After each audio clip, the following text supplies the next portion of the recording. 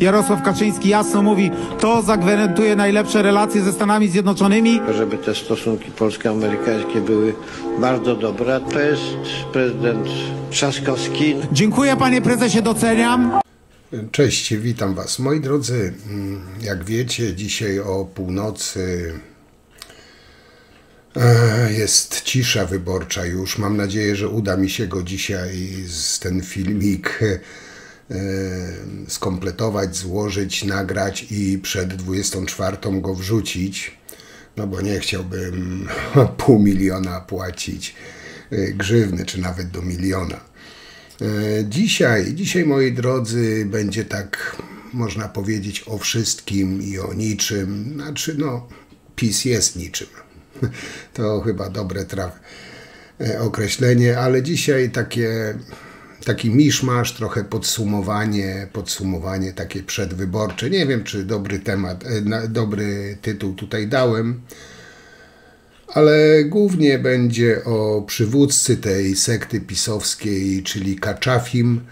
No i parę słów bez owijania w bawełnę, co ja osobiście myślę o Nawrockim. I tutaj chcę podkreślić, że to jest tylko i wyłącznie moja opinia, którą chcę się wami podzielić. Pozwólcie, że zacznę te dzisiejsze moje wywody od naszego ojca, zbawiciela Jarosława, zawsze dziewice. I tutaj jako ciekawostkę może chyba warto chyba o tym wiedzieć, ile kosztowało polskiego podatnika utrzymanie tego postkomunistycznego dziada, nieroba, który skłócił Polaków. Zorganizował partię PiS działającą na mafijnych zasadach, podżegał do łamania prawa i konstytucji oraz wielokrotnie zdradzał polską rację stanu.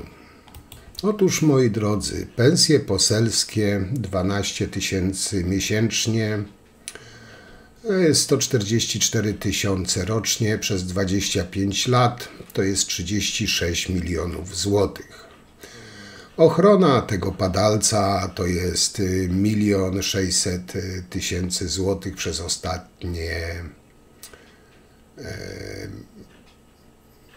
ostatnie 10 lat razem by wychodziło 16 milionów złotych. Te jego sraczki smoleńskie to jest 200 000 złotych. Każda razy 96 to jest 19 milionów złotych. Sumując te liczby, to lekko licząc, ten obsypany łupieżem niechlujj kosztował nas przeszło 71 milionów złotych. Wiedziałeś o tym?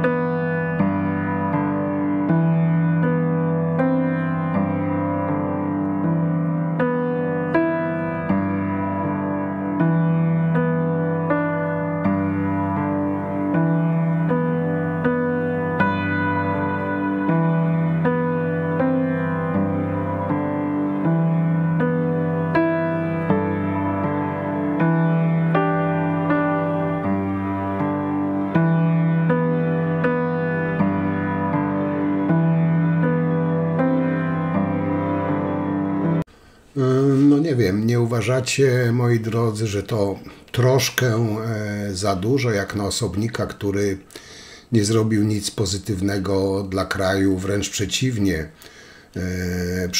przyklaskiwał wyłudzaniu i łupaniu Polski przez swoich partyjnych kłamców i złodziei oraz tych całych pociotków i znajomych. To jest tylko takie szacunkowe podliczenie tego bossa pisowskiej mafii. Bo ja już nie wspomnę o miliardach złotych, jakie zrabowali jego akolici i walzeliniarze, którzy obsiedli stołki Skarbu Państwa, jak przysłowiowe muchy gówno oraz te różne składniki różnego rodzaju, lewe fundacje, instytuty, organizacje mające jedynie na celu wyprowadzenie grubych milionów z budżetu państwa. A na pewno niezgodne z zasadami demokracji, jak ten Wilanów, jak to Jagodno, jak te zaświadczenia, nie miały decydującego wpływu na to, że władzę dzisiaj sprawuje Tusk. Wybory zostały sfałszowane w naszych domach. W naszych domach nie rozmawialiśmy przy stołach z naszymi dziećmi, nie mówiliśmy im, jaka jest sytuacja, nie wymagaliśmy od nich, żeby zagłosowali tak, jak trzeba. A to my mamy władzę rodzicielską. To my płacimy im za stacje, płacimy im za mieszkania, kupujemy im samochody, portki, trampki, płacimy za wycieczki i robimy co tylko chcą. Więc wymagajmy też od nich. Masz się, synu, uderzyć w czoło i pomyśleć również o swojej przyszłości, żeby ojciec na stare lata nie płakał, że skupiałeś w wyborach. To jest wasze zadanie. I tego nie sfałszujcie, a wtedy wygracie. No i jak wszyscy wiemy, Kaddafi wystawił Alfonsa Soutenera, kłamcę, oraz przyjaciela bossów przestępczego półświadka jako kandydata na urząd prezydenta. I niezrozumiałym i godnym ubolewania jest fakt, że pomimo tych wszystkich ciężkich kryminalnych i gospodarczych przestępstw, haniebnych zdrad polskiej racji stanu, bezczelnych kłamstw, łajdackiego szczucia na swoich politycznych adwersarzy, to jest około gdzieś 70%, bo tą pisowską mafię popiera około 30%. Mówię tu o 70%, która jest przeciwko Kaczyńskiemu i jego szajce oraz łamaniu prawa, konstytucji, demokracji. No, spory procent naszego społeczeństwa popiera tą mafijną pisowską bandę, a jej capo di tutti capi uważa się za zbawcę i ojca narodu. Kiedy w 2015 roku Kaczyński na szczątkach brata wjechał do Sejmu, ten kult łajdactwa stał się obowiązującą religią w naszym kraju. Cała administracja całą administrację obsiadły takie klany łajdaków. Im wyżej w strukturach władzy, tym większa kanalia tam trafiała. Złodziejstwo, kumoterstwo, nepotyzm, korupcja, oszustwo i inne te patologie stały się cnotą codzienną,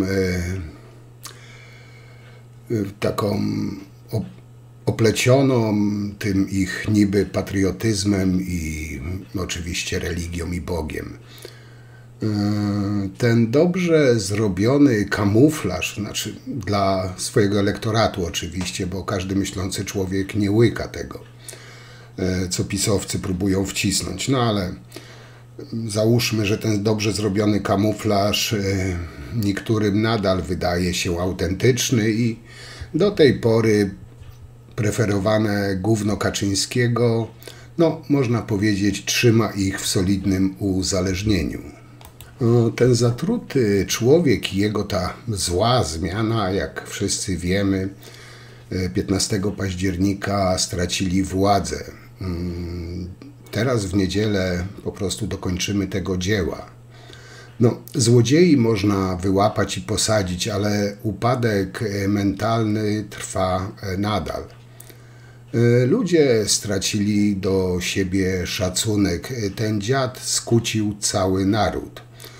Kult łajdactwa zbiera żniwo nadal i jeszcze długo będzie zbierał.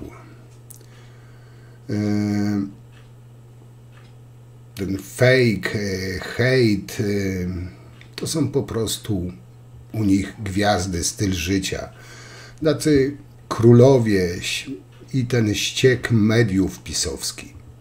Dzień dobry, dzień dobry, dzień dobry. To jest program Michał Rachon. Jedziemy, jesteśmy na antenie Republiki. To, co Państwo widzą, to nasze nowe studia, to nasza nowa siedziba, miejsce, w którym trwają dosłownie ostatnie prace. Państwo przed chwilą widzieli reportaż dotyczący tego, jak wygląda wynoszenie się z naszej starej siedziby. Obiecywaliśmy Państwu, że zbudujemy telewizję, jakiej nigdy do tej pory w Polsce nie było. Dziś jesteśmy liderem rynku, dziś jesteśmy telewizją informacyjną najchętniej oglądaną przez Polaków. Bardzo się z tego cieszymy.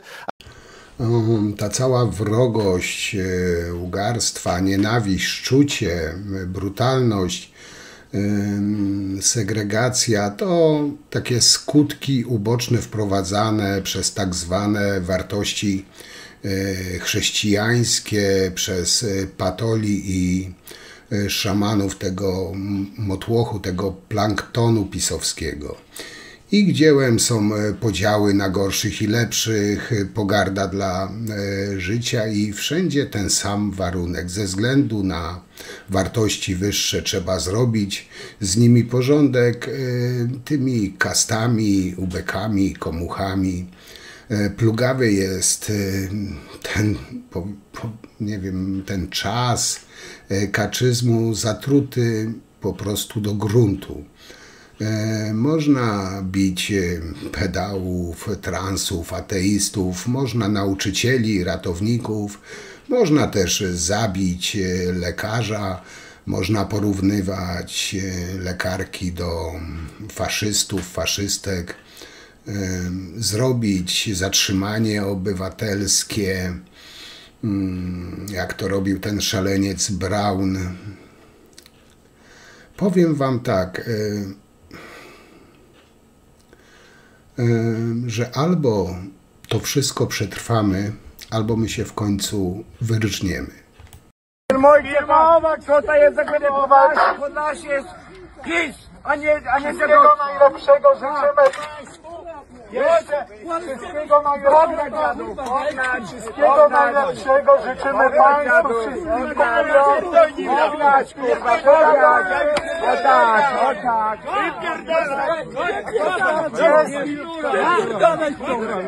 Tym Żydem, skurwysynem, nieudacznikiem, psychopatą, platkusem, Szanowni Państwo, wszystkim Państwu życzymy miłego dnia. Tu jest Polska, szanowni Państwo, tu jest biało, to jest Polska, nie pedały. Pedałów nie chcemy tutaj. Nie pedały, kurwa. Nie pedały, tak. Teraz jeszcze, jak obiecałem, kilka słów o decyzji Kaczyńskiego, czyli o Karolu, szemranym gościu, którego Kaczyński chce wstawić na najwyższy urząd w państwie. I tutaj chcę się z wami podzielić moją opinią na temat tego człowieka i tego, jak ja jego postrzegam.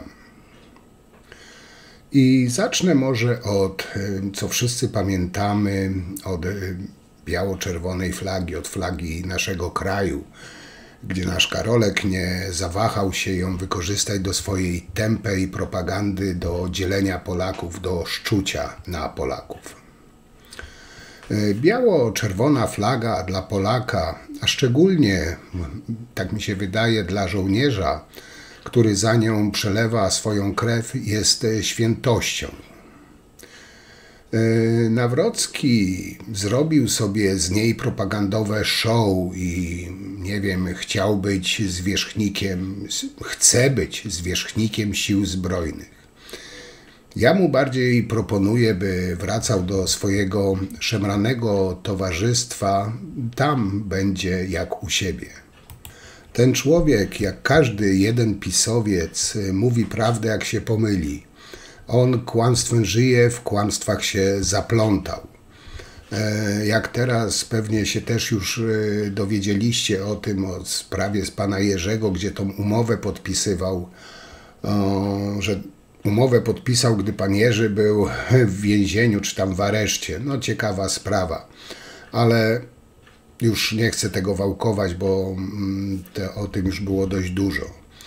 Wróćmy do Karola i flagi. Flagę zawiesza zwycięski żołnierz w symbolicznym miejscu panowania i wprowadzania tam, który wprowadza tam swoją władzę, prawo i administrację. Żołnierz zdobywa i panuje. Dla Nawrockiego to tylko gra dla kamer, dla manipulowania Polakami. Flaga oznacza panowanie, nad kim on chce panować. Nad podziałami między Polakami, nad szczuciem, nad segregacją, na szczuciu na innych, nad tymi, co nie wiem, odmawiasz im, człowieku, polskości, chociaż tak naprawdę obserwując Nawrockiego doszedłem do przekonania, że tak naprawdę on nic nie wie o Polakach. Jak widziała cała Polska po tych telewizyjnych zdjęciach i z podziału Polaków, zostawił biało-czerwoną na miejscu tej skandalicznej zdrady. I tutaj pytanie, kim ty naprawdę, człowieku, jesteś? Nawrockim, batyrem, handlarzem kobiet, królem przestępców i półświadka, lichwiarzem, wyłudzaczem? Tego chyba nikt tak naprawdę nie wie. Tego chyba nawet nie wie sam Kaczyński. Przyjdzie taki moment, że naród w obliczu całego tego bandytyzmu, który jest uprawiany i tego zamachu na praworządność w Polsce i na wolność, naród będzie musiał sam wziąć sprawy w swoje ręce. Nie wykluczamy także takiego Pan scenariusza. mówi o rewolcie. Działania przeciwnika odpowiada się tak, jak te działania wymagają odpowiedzi. Jeżeli oni robią rewoltę i robią zamachy w postaci aresztowania bezsensownego i gdyby dopuścili się takich czynności, takich działań jak w Rumunii wobec pana Georgescu, no to wtedy rzeczywiście musimy odpowiadać bardzo mocno i wezwać tutaj naród, a naród czeka, żeby przyjechać. Przyjedzie i co? Przyjedzie, Ale nie, przyjedzie do Polski i wprowadzi prezydenta do Pałacu Prezydenckiego i może 6 kaliszów stanąć tam. I może to zabrzmi teraz bardzo stronniczo, egoistycznie, nie wiem, ale kto i co mu daje prawo do reprezentowania wszystkich Polaków? Jesteś tylko decyzją Kaczyńskiego.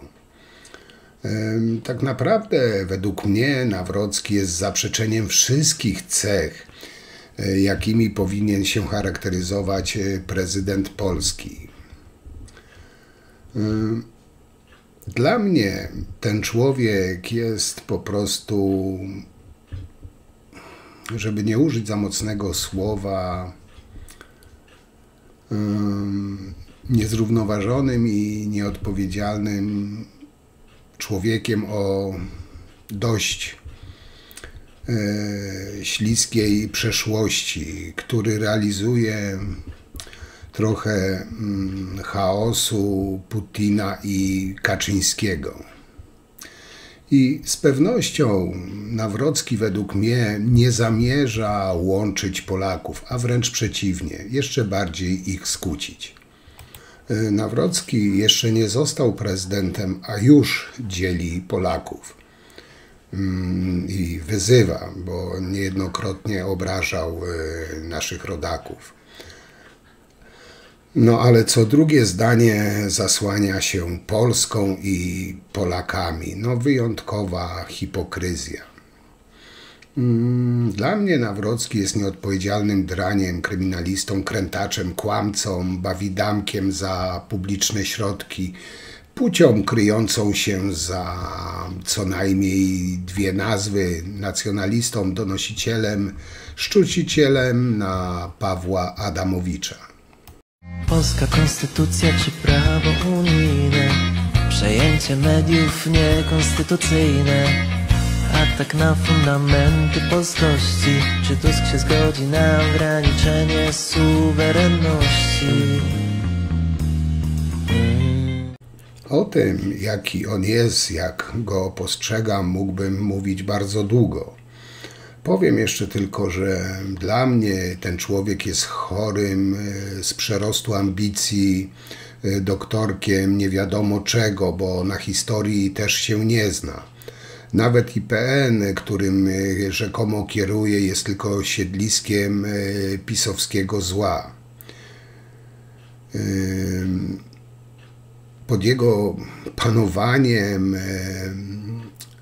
IPN należy dofinansowywać jako instytucję promocji nazizmu i wybiórczej, politycznie zmanipulowanej historii Polski. Jest taką kolejną niskopienną wierzbą płaczącą na bagnie moralnym Kaczyńskiego, a udaje, nie wiem, dąb Bartek. Wybór na prezydenta Polaków, wybór, nie wiem, przez Kaczyńskiego, tego człowieka na prezydenta Polaków był po prostu kpiną z Polaków i z całej Polski, kompromitacją i dowodem na panowanie obcych wpływów w naszym kraju, o czym zresztą mówiłem wam w ostatnim materiale. Dla mnie Nawrocki jest kolejną po prostu taką kolejną pacynką, zabawką, marionetką Kaczyńskiego. Ściemniaczem przebranym za patriotę, tylko tych, nazwijmy to, specyficznych Polaków. Powiem tak, panie Nawrocki, idź pan na wrotki, a nie do pałacu, bo dla mnie pan nie zasługujesz nawet na urząd woźnego w szkole. A Kaczyński, wystawiając Nawrockiego, po prostu napluł w twarz Polsce i Polakom.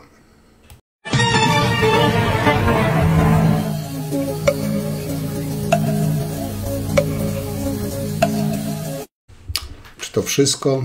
W sumie prawie tak, ale jeszcze parę słów. Wytrzymajcie ze mną jeszcze. Zbliża się czas, kiedy ta banda łotrów zostanie sprawiedliwie rozliczona i w konsekwencji zdelegalizowana. I bardzo, bardzo na to liczę. Nie wiem, czy się przeliczę, czy nie, ale powinno tak według mnie być. I tutaj pytanie, czy kogoś dziwi partia PiS?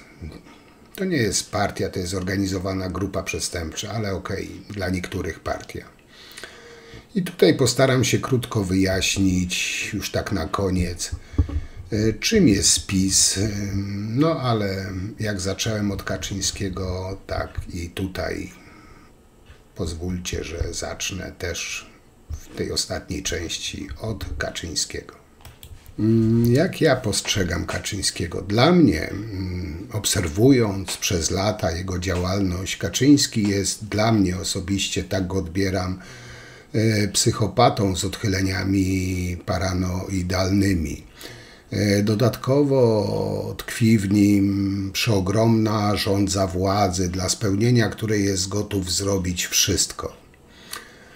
Władzy nie mógł zdobyć przy pomocy ludzi normalnych, mających normalne ludzkie odruchy, gdyż tacy ludzie widzieli w nim po prostu prostaka i człowieka złego na wskroś, więc przez całe swoje życie gromadził przy sobie ludzi podobnych do siebie. Czyli krótko mówiąc, prostaków, ludzi nieuczciwych, ludzi chrzciwych, bezwzględnych,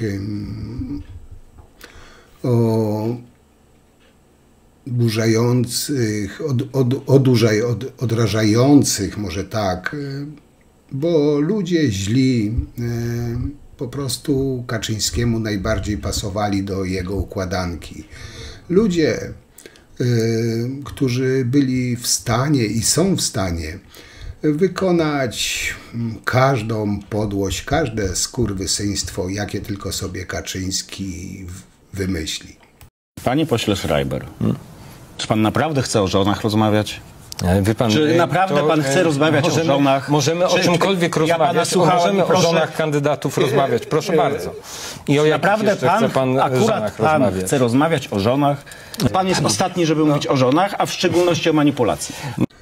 Oczywiście w każdym społeczeństwie są tacy ludzie, o których wspomniałem. Jednak oni żyją na marginesie, a Kaczyński zebrał tych ludzi, dał im tożsamość, władzę i kasę. I to, moi drodzy, dlatego teraz ta cała banda, ta cała wierchuszka, ten plankton pisowski tak zażarcie walczy o powrót do władzy. To dlatego tak trudno jest ich usunąć. I moi drodzy, musimy o tym wiedzieć i po prostu pamiętać. I tak jak powiedziałem, trudno jest się ich pozbyć, tych ludzi Kaczyńskiego, pozostałości po nich. Ale wierzę, że tak już niejednokrotnie mówiłem, że Polacy to bardzo mądry naród i damy po prostu radę. Zależy mi na tym, aby żyły w państwie bezpiecznym, zarządzanym przez mądrych, kompetentnych i uczciwych ludzi, którzy mają zdrowy kręgosłup moralny, którzy mogą być autorytetem dla dzieci i młodzieży.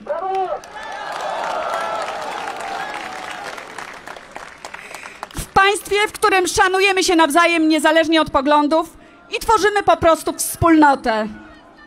Moi drodzy, i tym chyba zakończę ten podsumowanie przedwyborcze. Nie wiem, czy zbyt ostro, czy nie. Jeśli tak, to trudno. Jak wspominałem, od 24 w piątek, czyli dzisiaj, cisza wyborcza, także musimy się uzbroić w cierpliwość, w niedzielę iść na wybory, dokończyć to, co zaczęliśmy 15 października, po prostu tych szkodników pogonić od resztek władzy, która im pozostała gdziekolwiek, porozliczać i zamknąć ten smutny, czarny rozdział historii naszego kraju. Polska zasługuje na coś więcej niż na tą bandę Hunów o nazwie PiS. Także nie szukać wymówek, iść na wybory i zagłosować słusznie. Taka moja prośba, taki mój apel. Także ja dzisiaj już wam bardzo dziękuję. Tutaj się spinałem bardzo, bo chciałem przed 24, żeby ten materiał wskoczył, bo później, no, po 24 nie mógł już bym go wrzucić oczywiście, ale widzę, że mi się uda. Także jeszcze raz, kochani, wielkie dzięki. W niedzielę na wybory, a po wyborach na live'a o 18. I będziemy czekać z niecierpliwością na wstępne wyniki wyborów. Zróbmy to, kochani, w pierwszej turze. Po co to przedłużać? Pogońmy tą bandę już w pierwszej turze. Także wielkie dzięki i do zobaczenia w niedzielę o 18 na live. Trzymajcie się, cześć.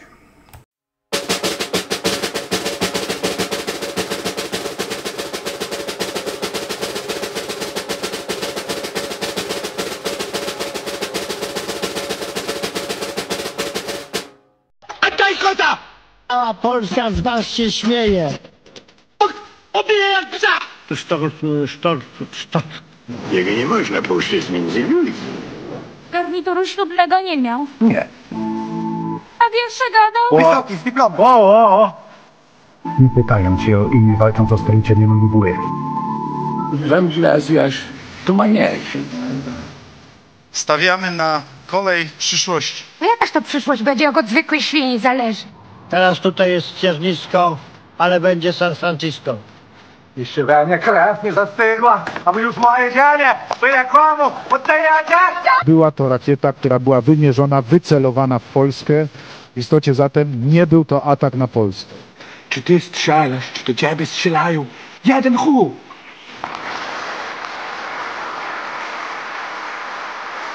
Tego krata! Tak, przyjął. Częścią Krajowej Rady Sądownictwa są również politycy. No, sądem, a sprawiedliwość musi być po naszej stronie.